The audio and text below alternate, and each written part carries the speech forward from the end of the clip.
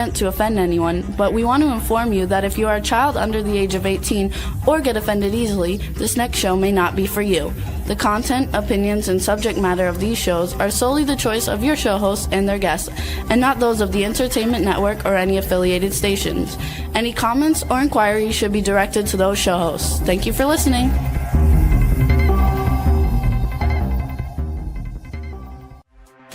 Hey everyone, and welcome to 50 Shades of Bullshit.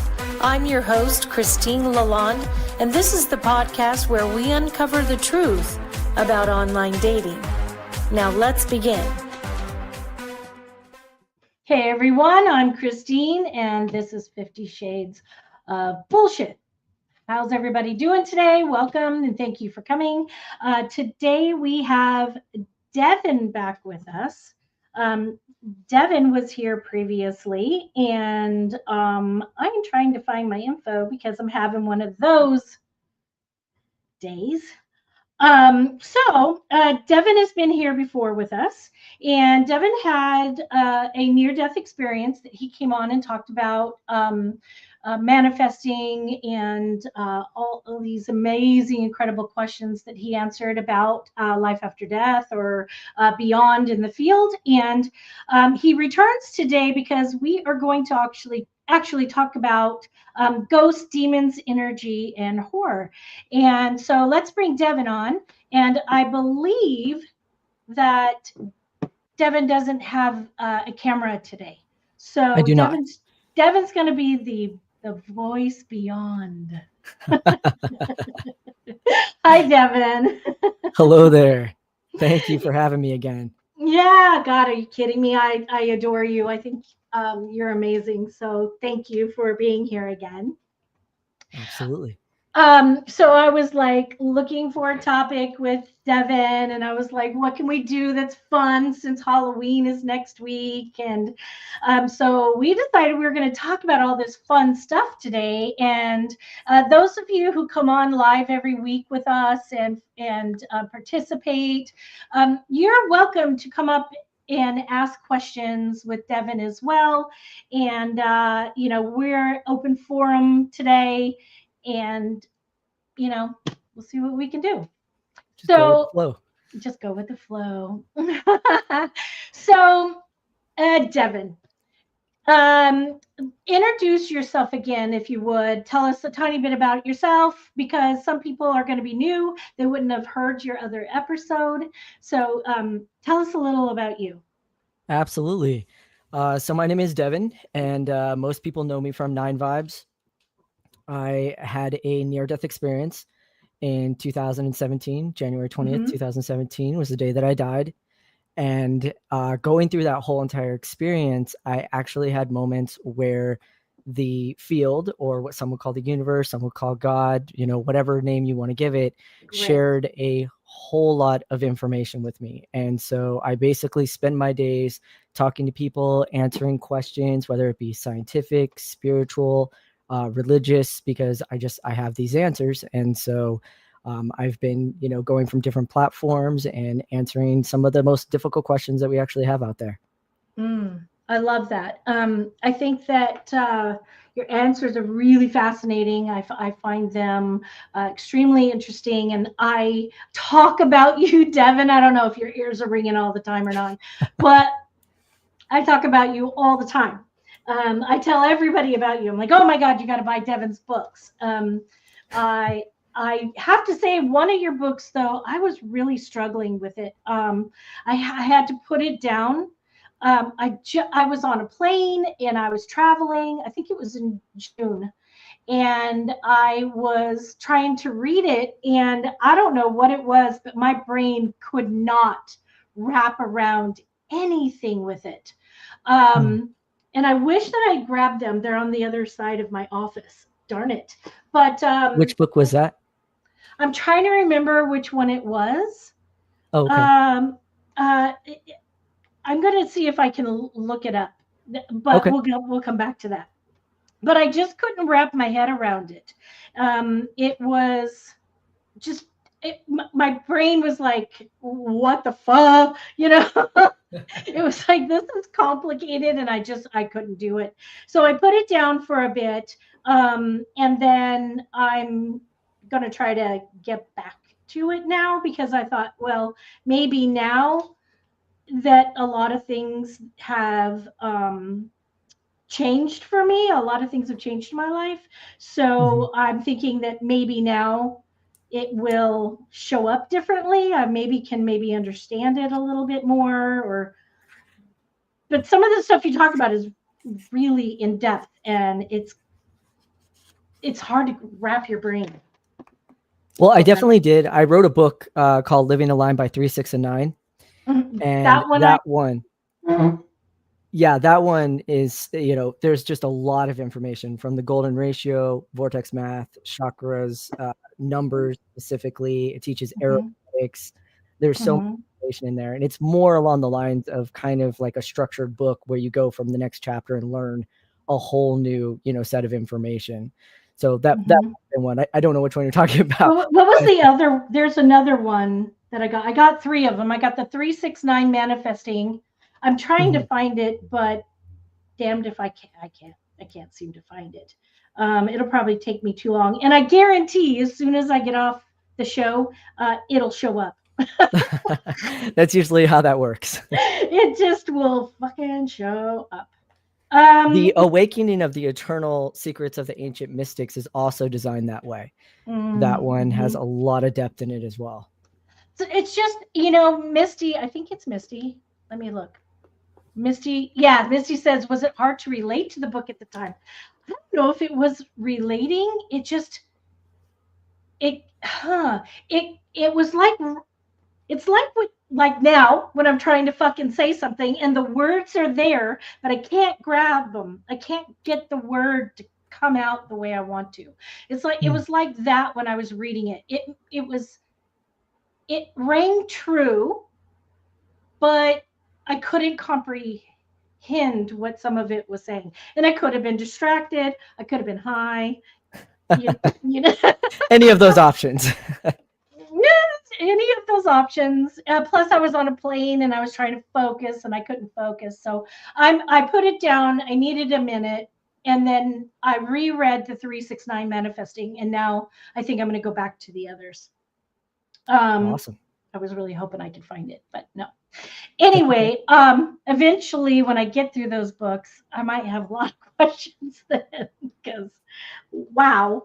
But this is the thing though, Devon. Since then, I've had to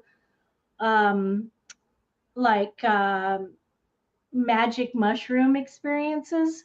And a lot has completely changed for me. I even think that it changed some of my DNA in some way. Because a few things that I was allergic to before I did the magic mushrooms, I'm not allergic to anymore. Oh, wow. That's awesome. Really, yeah, it's weird. It's amazing for sure. So it actually makes a lot of sense because the things that we are allergic to are actually more programs. So when you do something like magic mushrooms, you're actually rewriting your own programming, which then rewrites your DNA and your code. And so, yeah, you can absolutely come out differently, which is why they use that for quitting smoking, for quitting drinking, those kind of things as well. Well, it's pretty intense. I mean, it was kind of, I'm glad we kind of got to that, because I was fighting off and dealing with demons my first experience. 6 hours of dealing with demons. And it was crazy. And one of the things we're going to talk about today is demons. So I thought that was interesting that popped up again. But I do have some questions for you. Like, let's start out with ghosts. Okay. Do you believe that ghosts are leftover residual energy or an imitation, or do you think ghosts are really the soul or the spirit of the person that was here previously, stuck in a place that they can't or haven't been able to move on? So there's 2 different ways that I actually put this in a category. There's ghosts and there's hauntings. Those are two completely different things. So Okay. the ghost is a representation of basically the body. Once it collapses and it ends up releasing energy, then that Mhm. energy stays in the 3D. But that doesn't have to just be death. That's any traumatic or intense event we're constantly releasing. We're biochemical and bioelectrical beings. And so we release this energy. So there's the understanding of whatever energy you have inside of you. When you Mhm. walk into that energy, it's like energy connects like energy. And Mm. so it's basically the animation of that energy. It is not the person that is there. It's not their soul that is there. When you die, your soul Right. actually goes into the field. And so since the field is all around us, you absolutely can interact with it, such as songs, flickering lights, doors that open, those kind of things. Mm. But it's not the actual person. It's their energy that got released in that space, and then you connect to it. And then Mm. there's hauntings, which is basically the negative side of that. So Right. if you are dealing with grief or guilt, which are the two G's that will kill you the fastest in life, if you Yes. have too much guilt, too much grief, it'll end up killing you. And so when you walk into that space, and let's say you're dealing with grief, then that energy connects to that, and you can manifest a haunting at that point. And then hauntings are on a spectrum. They can go all the Mhm. way from something you see to something Mhm. that you're actually interacting with. Mhm.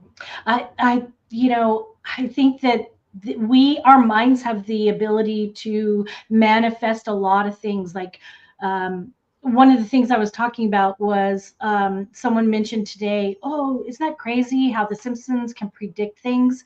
And I was saying, well, it's not so much a prediction. It was based off of something that was said at some point by Trump, saying, "Oh, I'd make a great president," blah blah blah, and they ran with it. But then a lot of people saw it in their brains manifested a mass manifestation. Does Right. that make sense? I don't know if I said that right, but did Absolutely. you get Humans are incredible manifestors. right? The biggest thing that is hidden from humans is how much they can manifest. I mean, it's just absolutely incredible how often Right. and how well we can. And so, yes, we'll put something in the mind. Then, when the group consciousness agrees on it, then it ends up manifesting. And then we go, "Oh, they knew at the beginning." No, they actually just planted the seed, and the seed grew the tree. Hmm. Well, Anastasia says, "Do ghosts change or choose?" Let me do this again. Do ghosts choose to stay here, or are they forced to remain here?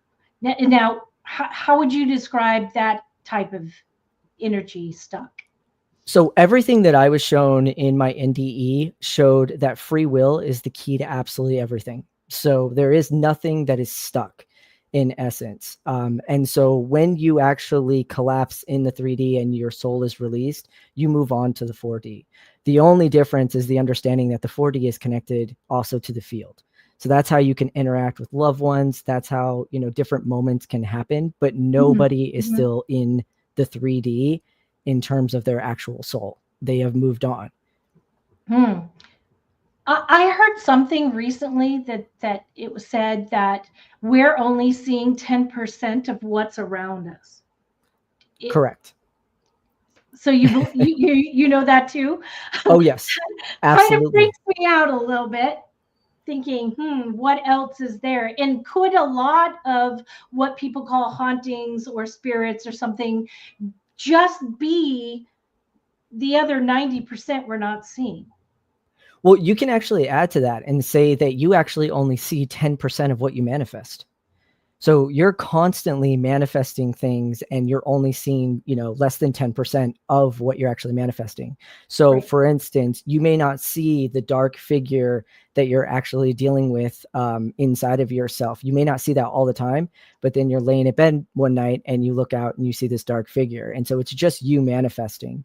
The more in tune you get with yourself, the more you then will be able to see the things you're actually manifesting. Right. Wow. Wow. Okay, that makes sense. That makes sense to me. Um, did you see anywhere that what it is beyond that 90, what that other 90% is supposed to be or So in is? my Yeah, so in my NDE, not only did I see colors I have never seen before, I also saw energy grids. I saw energy moving around.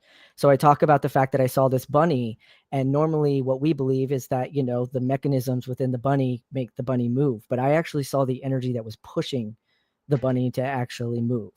And so again, we don't see these things, but they're very much happening around us. And that's why things like the Kabbalah, the mystic books, what they're trying to teach you is to see the unseen, to bring the unseen into something you can actually see.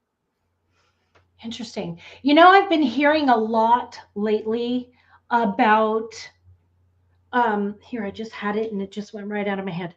I've been hearing a lot lately about how you know what? I lost it. It's okay.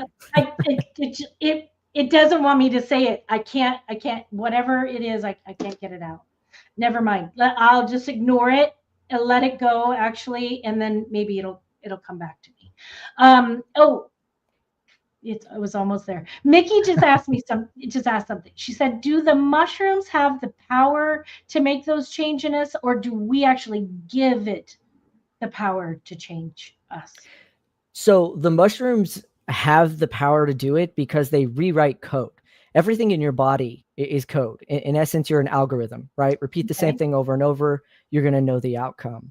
And so what mushrooms actually do is they tap in directly to the field. So that field I'm always talking about that has all the information, everything about the slope, it actually directly connects to that. And so it just rewrites your code one line at a time. Interesting. Now, the question would be, can you hold what you actually rewrite, or do you rewrite it to the old patterns? And that's then where the power to change is involved in the person. I see what you're saying. Okay, that makes sense to me. You know, Misty asks, when you have an NDE, how do you explain where you go when in a coma? So an NDE and a coma are actually very close to each other, but the only difference is that an NDE actually crosses the 3D plane and goes into the 4D, whereas a coma is right on the edge of it. So you can have almost similar experiences, but to cross over to it, you have to believe that you're dead. That's the key. If you look at every NDE and talk to them, the commonality is we all believed that we had died.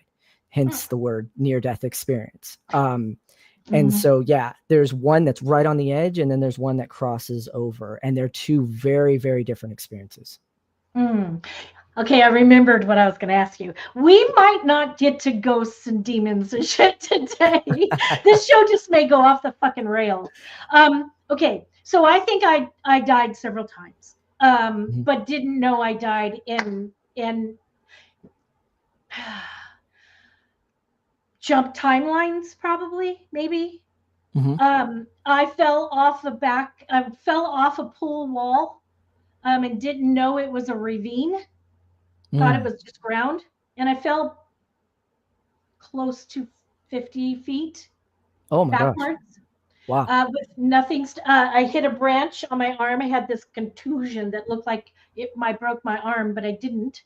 When I fell, I remember thinking I felt caught, like caught, and I don't remember the fall at all. I don't remember being laid down. I just remember thinking there's a big rock under my head.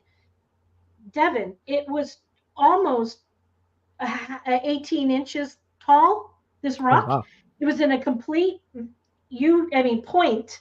It was right at the base where my neck and my head meet, and I landed on it. Oof. But nothing was wrong with me. Nothing. I didn't break a bone. I didn't have a concussion. I didn't have any other than the contusion on my arm. I had nothing. And my life was completely different after that. My husband didn't want to come pick me up from the hospital when I got taken to the hospital. He didn't want to come pick me up. He didn't want to take me to my car. And within a couple of weeks, he was moved out. Oh, wow. My entire life completely changed. But, that was the best thing that ever happened to me, was him leaving. So, what about instances like that? What is happening when that's happening? So that's actually really interesting because when you were falling back, because of the fact that if you would have hit that pretty much, dead on, you'd most likely be dead, right? A 50-foot fall Exactly. in essence. So Hmm. you actually collapsed the 3D and moved into the 4D. And the reason I'm saying that is because time is different in the 4D, and therefore so is gravity. And it's one of the things that I teach quite often, which is that, science will teach us that gravity is a pull. The UPF proves that gravity is a push. And so it's like on a slope. So even though you fell 50 feet and you moved out of the 3D into the 4D, that's what allowed you to then land on the rock and still be okay. It's like pulling you out of it because your body only responds to what you believe. In other words, if you actually believed you could fall 50 feet and not die, that's exactly what your body would then produce.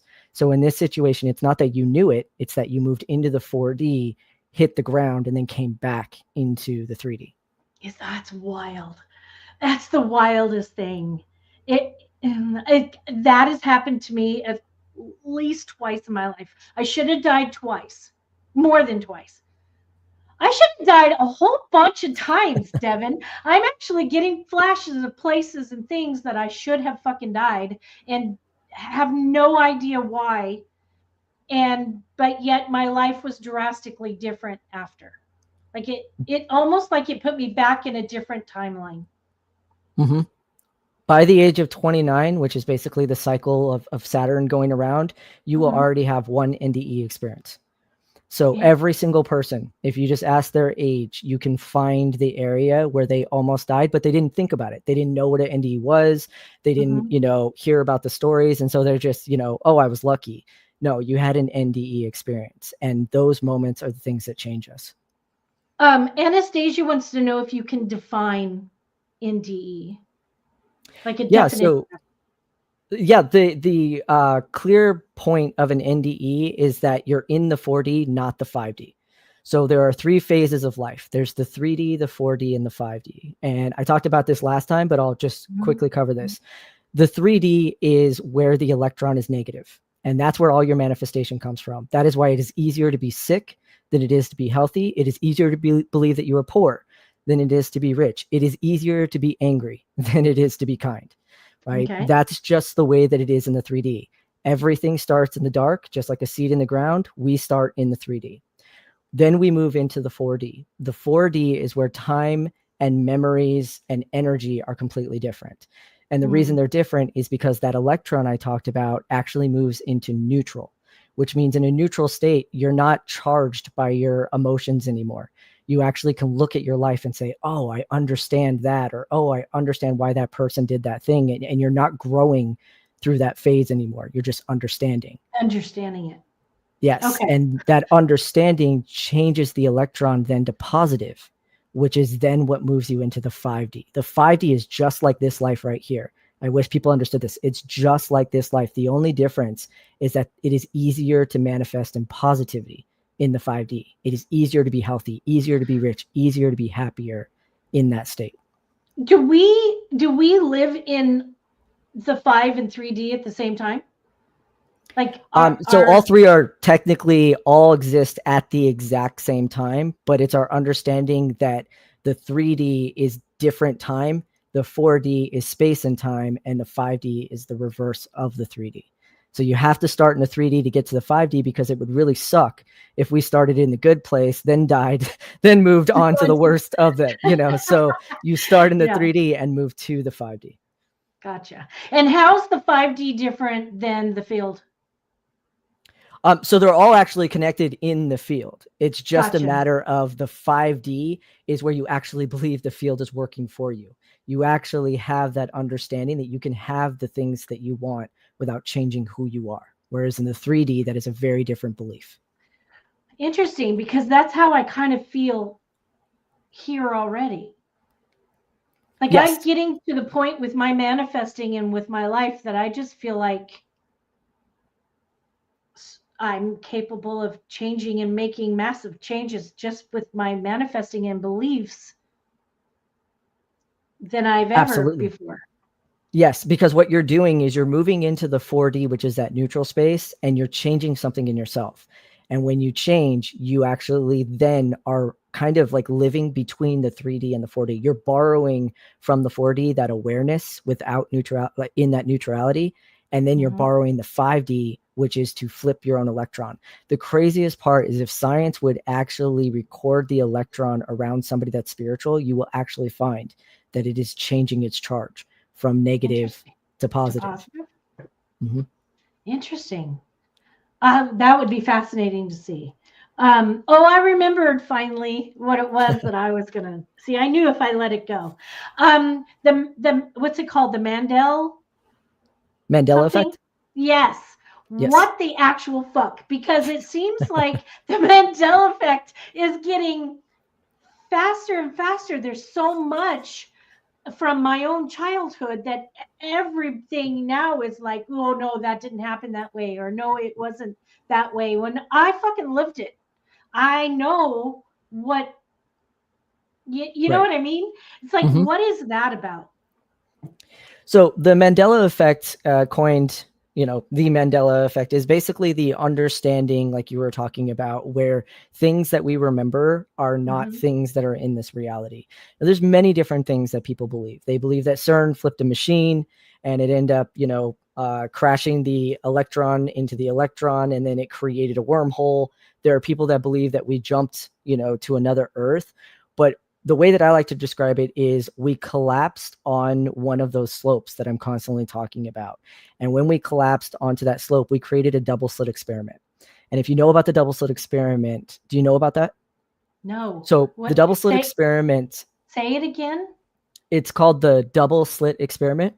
Double slit. Okay. Yes. So it's basically where two slits were basically put in this experiment, and they were firing electrons. And when the electrons were being watched by somebody, so in other words, when the scientist was actually watching the outcome, they were responding differently. When nobody was watching it, it would then respond a different way than that way, therefore proving that even an electron knows that it's being observed. And what's so fascinating is that what we did is we created a double slit experiment. If you go through door A, you remember all the things before the collapse, and therefore you feel crazy because the world just doesn't add up, right? The wolf never laid down with the lamb. It has always been the lion, of Judah laid down with the lamb. And so you feel like you're crazy. If you go through the other slit, let's call it the B slit, then literally you're just looking at reality and going, no, there's absolutely no way that it used to be that way. And that's what you're seeing in the stigmatism in basically, like, for instance, on Matrix Mysteries, where you see people that will argue, and it's just because we're going through different slits and getting different outcomes. Yeah, I always saw that people having different beliefs or different ways of observing things was due to how, their nurture, their nature, all the things in their life formed this way that they think. And so therefore they're seeing it in a different way than somebody else who was nurtured or natured in another way. Right. And that's pretty much what it is. Everything comes down to choice. But what's so incredible is that when that slope collapsed, we actually created those two slits. And so now that's why someone will say, I will die on that hill, because that is the slit they went through. That is the door they went through, and it will not change regardless. So I see reincarnation and different timelines. Say let's use me for an example. Okay. I know that I've lived multiple timelines. I know that I've lived in different reincarnation things. I ever since you were on the show last time, and since my mushroom journeys, I see time during my mushroom journey. I saw time as a line up, not a line horizontal, a line vertical. And it's almost like my energy shot right through the time, all these layers of timelines and history and future and past, present, blah, blah, blah, all these things. I just saw my energy just completely through all of them all at once. Right. And so history folds in on itself. Even though we see it as the past, it's still like layered upon the layers. That's how my brain saw it. How would you describe what that is supposed to be like? Am I close? Am I not? So time is really fascinating, and especially depending on which process we're talking about, the 3D, 4D, and 5D, they are all different in a way. So when you did mushrooms, again, that rewriting is always going to rewrite you to the 4D, not the 3D, right? There'd be no reason to do mushrooms if you were just rewriting the 3D, because we already have that understanding. So you're moving into the 4D, and time is different in the 4D. In other words, what I mean by that is why people will say they had life reviews. That is why I was given all of this knowledge in what felt like, less than 10 minutes, is because of the fact that the 4D expands time. It's kind of like walking into a library where you have books all around you, and the books are running with time, but you get to pick it up and read it outside of that understanding of time. So the first thing that you would have to break through is to get rid of that linear belief of time, which is why it sent you a vertical belief, right? It's showing you another perspective, but in reality, draw a circle around both of those, and you now have the understanding of time. Somewhere in there. And down. Yeah, it is up and down. It is horizontal, and then it is also omnidirectional. In other words, it is moving from one singular point, radiating out in every single direction. Oh, gotcha. So like almost like the core is me, my soul, whatever. That's a good way of putting it. It radiates outward instead of up, down, side. It goes out. Okay. Exactly. And what happens when a ripple in water hits another rock? It comes back. It ripples back. So that's then where we're having experiences like deja vu. In other words, you're rippling out on a timeline, and once that timeline hits something as a reference point, it ripples back, and you go, oh, I've done this before.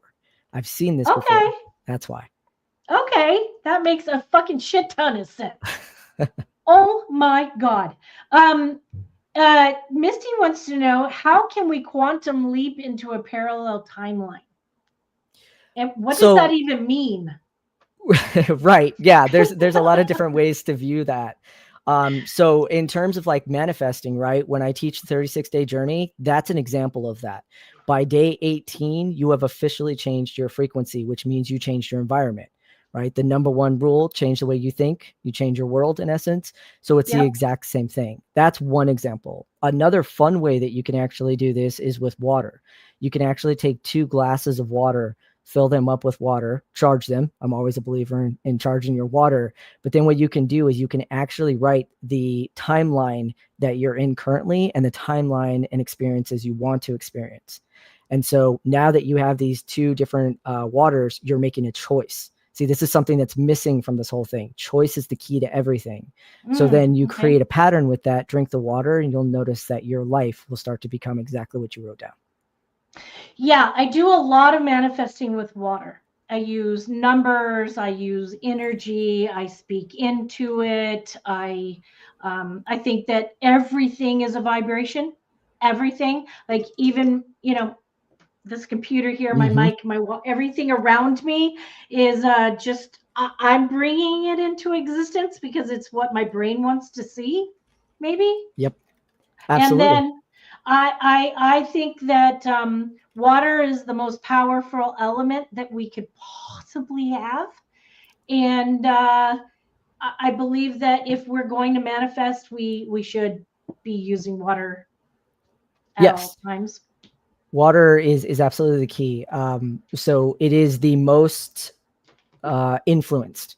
So that's why, the moon, when it ends up moving. Now, again, we're going to go away from the pull, because I don't believe that it pulls. When the moon moves, it actually pushes the water. And again, because water is very influential, it then creates tides. So when you charge your water, let's say to a frequency, you actually rewrite the structure of that water. Your blood is made of water. And so when you end up rewriting the water that you're drinking, you end up actually changing the code in your blood. So there's many different things that correlate to water, whether you're talking about religion or you're talking about spirituality. Okay. Another way that you can quantum leap or change parallel timelines is going to be through meditation. There's no question whatsoever. And I'm not talking about the meditation where you silence your mind and sit in silence kind of thing. Because I can't do that. Right. Yeah. When I teach kids how to meditate, I don't teach them how to silence at all. I actually teach them how to make a playlist of music that's really positive for them. It gets their basically bio energy going, and then they're easily able to then tap into that meditative state, right? There's no difference between if you go silent and you believe that you're receiving a message, or you imagine that you're a knight and you're going to a castle. It's the exact same thing in terms of being able to do that. And so when you master that level, specifically for parallel timeline, you absolutely can move through that 4D and start experiencing another timeline. I do a lot of manifesting. I mean, I talk about it on here all the time. I do a lot of, sex magic type of aid for it. It brings a different kind of energy.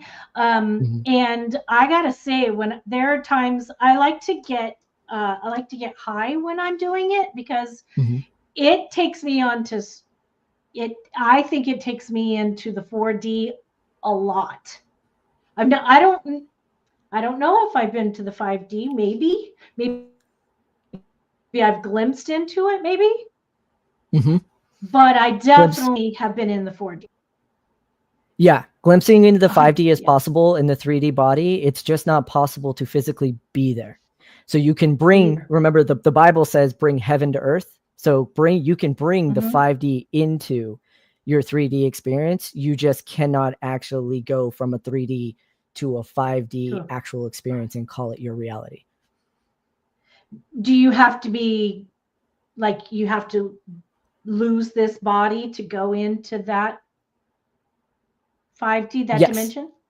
Yeah. So you have to collapse the actual body slope to move into the 4D. Now, what's really interesting about the time that we're in, and it's happened before throughout history, is that technology can actually teach us how to collapse the 4D and instantly go from the 3D to the 5D. Think of it like a wormhole, right? So right now I'm talking about it as a space that you go into and you actually have an experience, which is what all NDEs are talking about.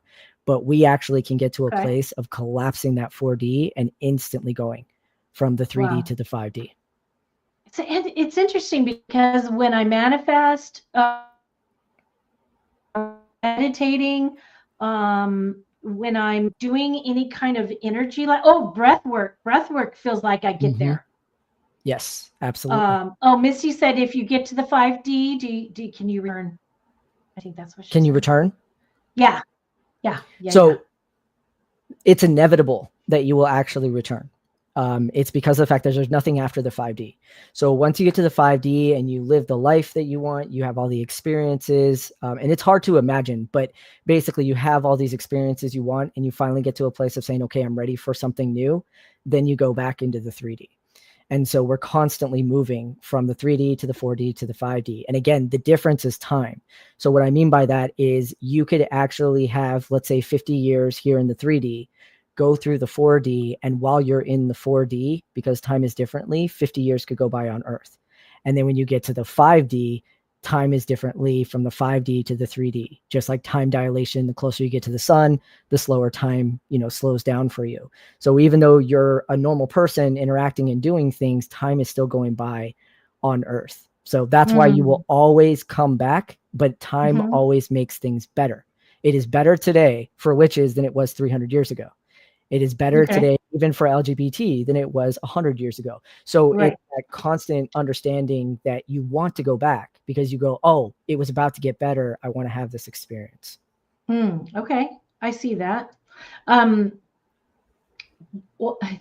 do you think, here I want to go between, we were talking about ghosts and we were talking about demons at 1.2. Do you think that there's a big difference between a ghost energy and a demonic energy? Not really in the terms of negative energy versus positive energy. So what I mean by that is, if you think about it, every single ghost story that exists always has an origin and always has some kind of way to solve it, right? Pick any horror movie that you want. So let's take the Conjuring universe, one of my favorite ones to dive into. The Conjuring universe is all about a demon called Valak. which is the demon of guilt. It comes from the Catholic Church. Guilt comes with the Catholic Church. So Right. the demon of Valak haunts all the way through. But what's so fascinating is if you watch the movie, you will find that the key to get rid of Valak is its name. And the name is scattered all throughout the movie.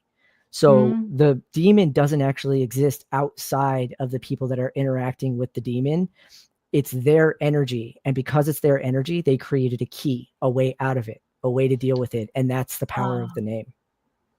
Interesting. So every haunting, it's not a question on whether or not it's real. Demons are real. Ghosts are real in the understanding. Energy is absolutely real, right? If you're in Haiti and you're dealing with, voodoo, all of that is real. It's a question on what can hurt you. And what cannot hurt you is the thing that you name and claim. It's that simple. It's when we fear it, we don't name it. When we fear it, we don't claim it. And therefore it ends up becoming something that then drains us. Interesting. Yeah. When I find that, things happen around me all the time.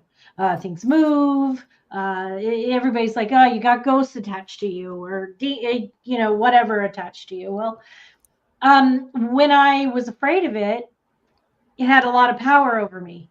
When I started talking to it and, taking that scared unknown entity away from that, it made it hardly does anything now. Right. And that's the way it's designed. And so I was the same way. A lot of people don't know this, but before my NDE, I was scared of everything.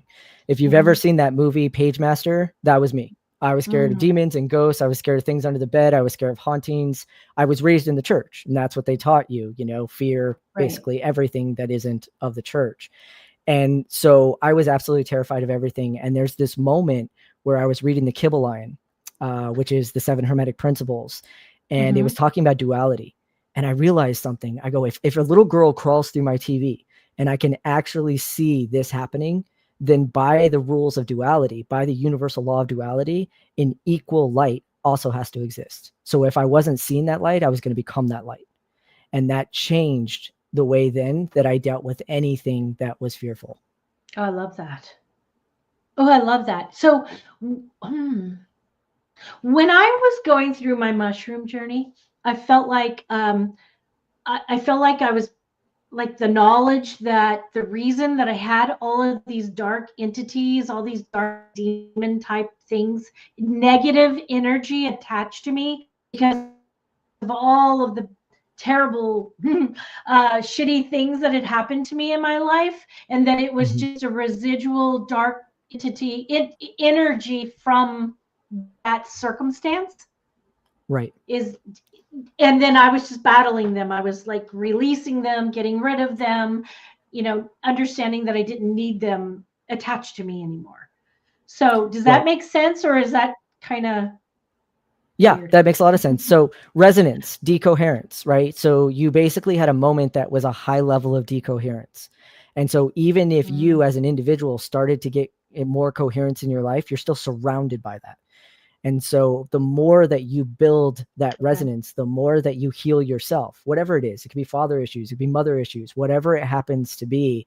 The more that you heal that, the more then that there is no more haunting. There is no more dreams that are doing that. And the problem is that most people just don't actually know in their core memories, which is why I wrote that book, Core Memory Healing, right? Chakra Core Memory Healing is because of the fact that pinpoints those exact moments that you actually released enough energy that could haunt you.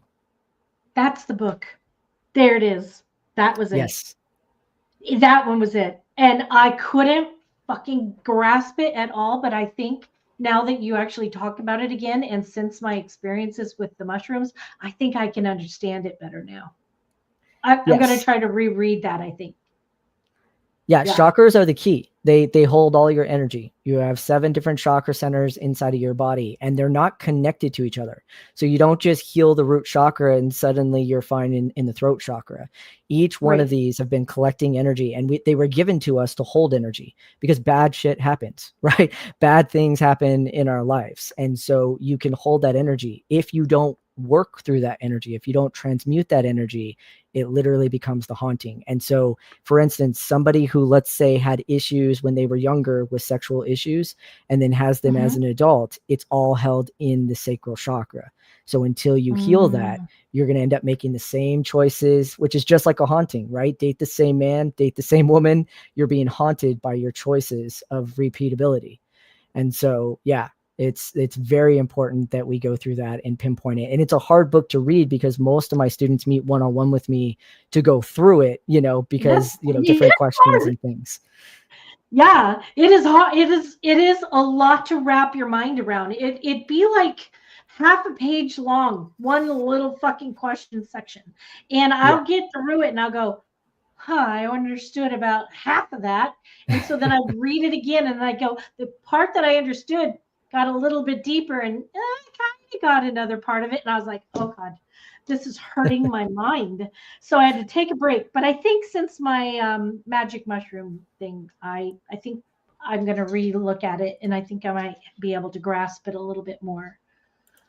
Fantastic. Interesting. So, do you think, along that vein, that dark entities can actually be drawn to like fear and sex and chaos and trauma? So it's not so much that they're drawn to it, it's that we draw them to it. So, because dark energy or negative energy is just shattered resonance, basically. Okay. Right. Okay. So when you are in a state of alignment, notice these things don't happen. And I mean that, I will say this on air. I mean that with your life as well.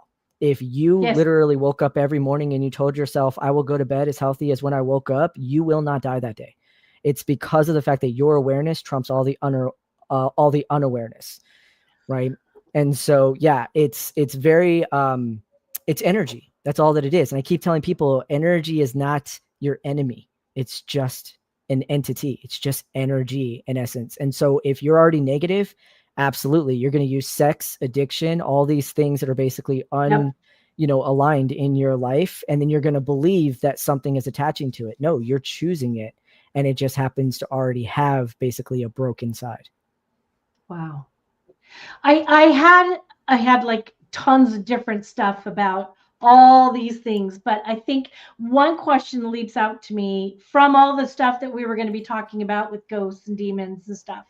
But this here kind of goes along with what we're already discussing. And we only have a few minutes, but I thought maybe this might help. Why do humans need to believe in something after death? Does it comfort or scare us more? Should it comfort us more or scare us? Like, you know what I mean? Like people are really needing to grasp onto something. Right. So first off, you're never going to not believe in something after death because those three phases I talked about, the 3D, 4D, and 5D, are set in the field. So again, you can call the field the universe. You can call it, the aurora of the earth, whatever it is that you want to call it. The bottom line is it's programmed into you to understand that there is a 3D, a 4D, and a 5D. That's what made Einstein so powerful, is that he was able to mathematically start to explain something that we all knew within us. We just didn't have the words to be able to do it. So it is programmed in you to understand that there is more beyond this life. And the problem is that usually most people stop at that place and they don't know how to imagine it. They don't know to take science or anything that we already have and start kind of building what that can look like, because it's not just this imaginary, insane experience. It is very much designed a way so that you go through this process, and it is always better for you as you go through it. That's interesting. I one last thing before we move on.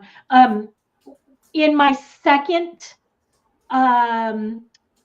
mushroom journey, I saw God as my higher power. So the whole thing that clicked for me was, oh, God knows everything. God sees all. And I saw God, quote, unquote, as my higher power, my higher entity, my higher power, whatever the fuck you want to call it. That is what I saw. So it's all individual for everybody, that not everybody's God ever going to be the same. you see what I'm getting at? Right. Yes. What is that? Does that ring for you, or especially since you had the, the field experience? And Yeah. So for me, I was definitely being guided in my NDE. So some people have been upset that I don't call that God. Some people have been upset that I didn't call it Jesus. That's because that's an individual choice, for everyone. My definition of God is the one being that exists that doesn't want to be God. In other words, it's the one thing that exists that doesn't have an ego.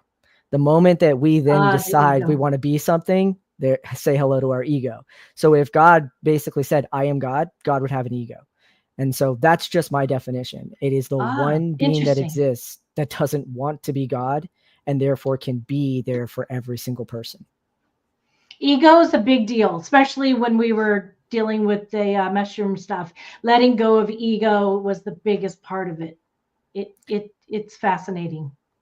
Right. And so at Nine Vibes, we definitely talk quite a bit about ego. And I teach people that fighting, killing, destroying will never work. Energy cannot be created nor destroyed. It can only be understood. So the more you understand your ego, the more you level up in ways you couldn't even imagine. It is the working together that actually ends up getting you to that level, not the constant fight. The constant fight just drains your energy. I love that. Now, we have to go, but really quickly, can someone work with you to work on understanding their ego more? What's the best way? Absolutely. So you can go to 9vibesuniversal.com, which is just a 9 at the front, vibesuniversal.com. You can find me on Facebook. I have a Patreon that is 9vibes, or you can just email me directly, which is 9vibesuniversal@gmail.com. I answer everybody. I talk to everybody. I work with everybody. And so, yeah, you can connect that way. I love it. Thank you so much, Devon. I really appreciate you being here again. Everybody that comes every week, really, I appreciate you guys. I was off today. I've really been struggling. Today's a weird day for me. But thank you for coming. Thank you for being here every week. And same time, same place next week. And until then, let's just keep this shit real. If you enjoyed this episode, please share with your friends, like and follow us on Instagram at 50 Shades of _bullshit and Facebook at 50 Shades of Bullshit. Thanks so much for listening, and we really hope to see you again next week.